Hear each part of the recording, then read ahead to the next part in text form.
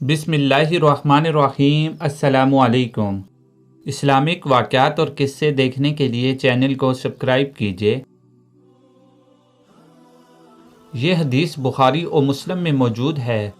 سیدنا عبداللہ بن مسعود رضی اللہ عنہ فرماتے ہیں کہ حضور اکرم صلی اللہ علیہ وسلم باہر جانے لگے اور تنہا تھے، میں بھی ساتھ ہو لیا۔ آپ ایک اونچی جگہ بیٹھ کے میں آپ سے نیچے بیٹھ گیا، اور اس تنہائی کے موقع کو غنیمت سمجھ کر حضور صلی اللہ علیہ وسلم سے میں نے چند سوالات کیے۔ حجۃ الوداع میں حضور صلی اللہ علیہ وسلم نے فرمایا، 4 گناہوں سے بچو، اللہ کے ساتھ شرک، کسی حرمت والے نفس کا قتل، زناکاری اور چوری۔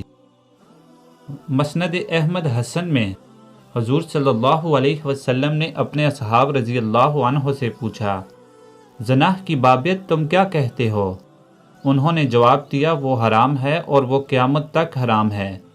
آپ نے فرمایا، ہاں سنو، انسان کا اپنی پڑوسن کی عورت سے زنا کرنا دوسری 10 عورتوں سے زنا سے بھی بدتر ہے۔ پھر آپ نے فرمایا، چوری کی نسبت کیا کہتے ہو؟ انہوں نے یہی جواب دیا کہ وہ حرام ہے اور اللہ اور اس کے رسول صلی اللہ علیہ وسلم اسے حرام قرار دے چکے ہیں۔ آپ نے فرمایا، سنو، 10 جگہ کی چوری بھی اتنی بری نہیں جیسی پڑوس کی 1 جگہ کی چوری۔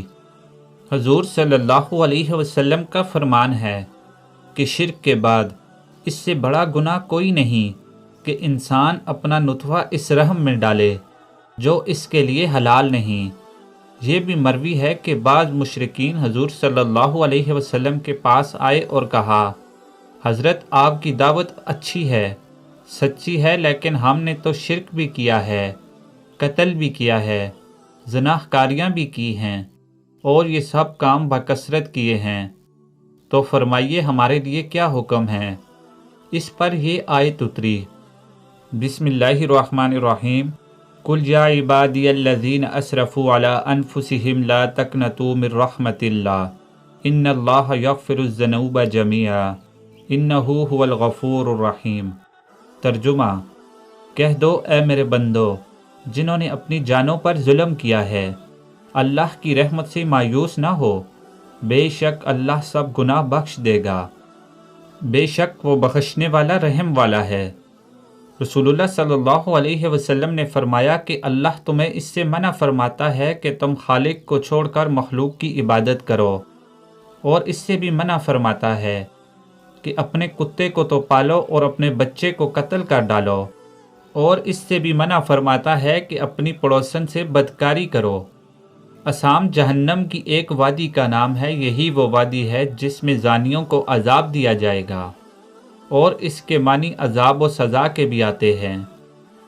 حضرت لقمان حکیم کی نصیحتوں میں ہیں کہ اے بچے، زنا کاری سے بچنا، اس کے شروع میں ڈر خوف ہے اور اس کا انجام ندامت و حسرت ہے۔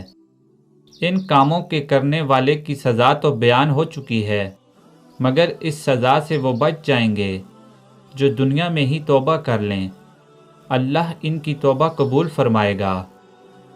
اللہ تعالی ہمیں ان برائیوں سے بچنے اور نیک اعمال کرنے کی توفیق عطا فرمائے، آمین۔ چینل کو سبسکرائب اور ویڈیو کو لائک کیجیے، شکریہ۔